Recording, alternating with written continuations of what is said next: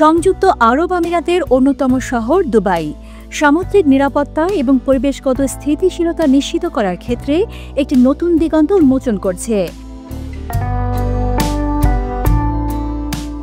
সম্প্রতি Dubai municipality শহরের সামুদ্রিক নিরাপত্তা বৃদ্ধির জন্য আধুনিক প্রযুক্তি এবং সেরা অনুশীলন প্রদর্শন করেছে।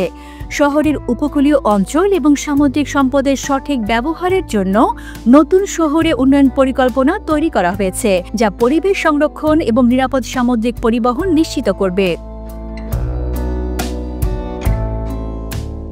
বিশ্ব হাইড্রোগ্রাফি দিবস উপলক্ষে দুবাই মিউনিসিপ্যালিটি সমুদ্র পরিবেশে নিরাপত্তা, দক্ষতা এবং স্থিতিশীলতা বৃদ্ধি শীর্ষক একটি অনুষ্ঠান আয়োজন করেছে, যেখানে হাইড্রোগ্রাফিক জরিপের মাধ্যমে শহরের অবকাঠামো উন্নয়ন এবং নেভিগেশন নিরাপত্তা নিশ্চিত করার উপর গুরুত্ব দেওয়া হয়েছে।